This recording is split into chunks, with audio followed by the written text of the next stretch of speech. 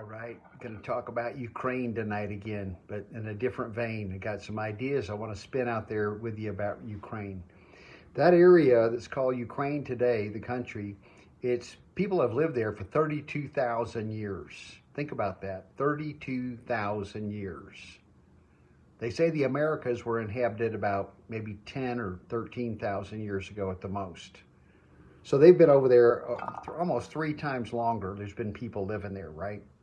And Vladimir Putin, we know he's basically an ego guy, but so is our own president, Joe Biden. He's an ego guy. So is the premier, president, whatever he is in China, Xi Jinping.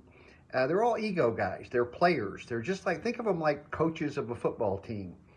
I hate to use that analogy, but that's the best one that comes up for me. The countries are like football teams. So it's like instead of the NFL, you got 200 teams. So it's a really big league. But a lot of the teams are more like farm league teams or minor league teams. They're not very consequential on the big stage of the world as far as their impact, such as the United States is very big and Russia is very big and China is very big. They're the 3 biggest players, you might say. Now, Ukraine's not a small potato. They're the 8th most populous country in Europe, 2nd largest after Russia. The history goes way, way back. This just goes back the last few hundred years. Russia's been very dominant for the most part in kind of owning Ukraine. Only 75% of the people in Ukraine are Ukrainians. About almost 20%, 17.7% are Russians. And then there's about 5.5% of some other mixed people. Probably, who knows, Taras Bulba type guys. But I'm just saying that Ukraine has had a very long history. Now, Russia doesn't own Ukraine, but let's make an analogy back in our own country, the United States of America, during our Civil War. Okay, we had the southern states, the Confederacy, they broke off, did not want to be a part of this thing called the United States of America anymore. They were sick of it, fed up with it, done. They wanted to own slaves and blah, blah, blah, blah. So, 1.5% owned slaves of the Southerners. 1.5% were slave owners. And they got the rest of the South to get behind that idea that owning slaves is a good thing. That just goes to show you how corrupt American politics is. But they broke away. They wanted to have their own country. And 4 years later, President Lincoln, after going through many, many generals, found General Grant and Sherman, and they were the guys that tore up the South and finally put the nail in the coffin on that idea. So they basically invaded that region to force it to join back in to be the United States of America. And I'm not saying I'm sorry they did. I wouldn't probably be here alive today if they hadn't done it, just saying. But on the other hand, it's a similar analogy to what's going on over there. You busted up the Soviet Union. The whole thing was busted up 20 or 30 years ago, let's say. And Vladimir Putin views it as one of the great geopolitical disasters of the 20th century, the greatest. Now, I don't think he's saying it's the greatest disaster of all. World War II would have to rank up there, and World War I right behind it. And then there's other wars in there, too, that wouldn't be so great. But basically, geopolitical, I think what he's saying is, as far as the geopolitics of the world, it was a great disaster. And it did upset the balance in the world. It allowed the Westerners to kind of move in, which is what NATO and the United States and its allies have done.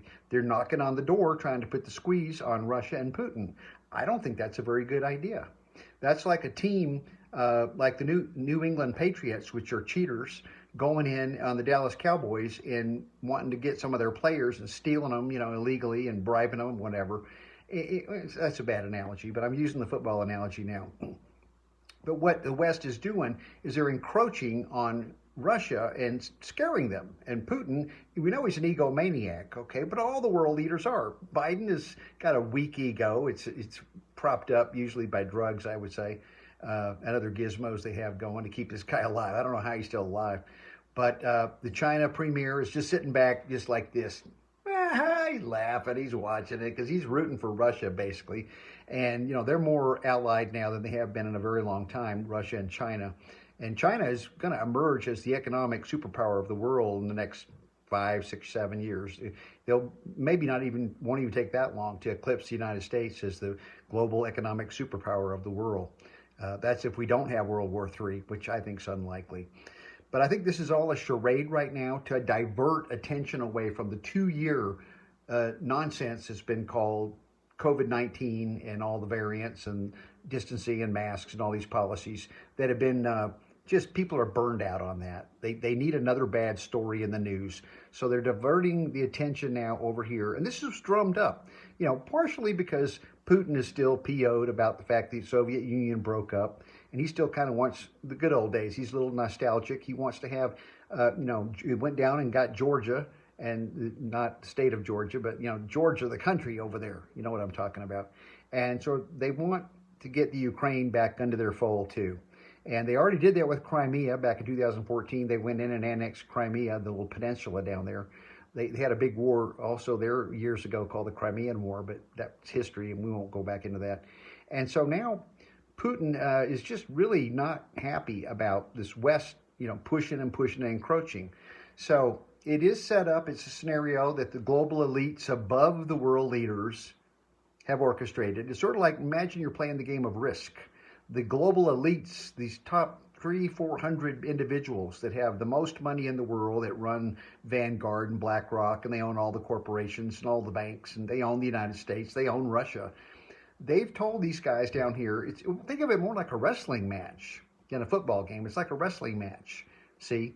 So it's rigged. They already know the outcome, what it's going to be, but they're demonstrating, they want to put on this show for the world to distract from COVID and the virus because people are burned out on it. They're sick of it. Plus, when they bring the new virus back in the fall and more lockdowns and everything and more vaccine propaganda, that's coming. But they just want to give people a break. And they can't give you good news.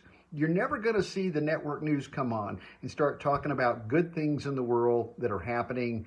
The fact that consciousness is expanding, that many people are raising their consciousness to 5D, that world peace is a very real thing that's going to happen one day, ultimately. But that's getting pushed further and further backward by the fact that they're orchestrating all these, so-called conflicts, military conflicts, and wars eventually. War is very profitable for big corporations. They don't make money off peaceful times. That's when you start getting, you just have problems, I guess, with peacetime because the big guys are not making money. That's the only problem I see. The big guys at the top are not making as much money. The people down below are able to make more money when there's no war. But when they have war, of course, there's inflation and there's other costs built in, and your tax dollars are now going to fund a war. And the people that create the wars make money because they supply all the tools for the war, the ammunition and the bombs. And then there's the reconstruction. They make tons of money on the reconstruction, rebuilding all these cities that they've destroyed. And of course, the undertakers are making lots of money off all the dead bodies out there, all the people that die. It reduces the population.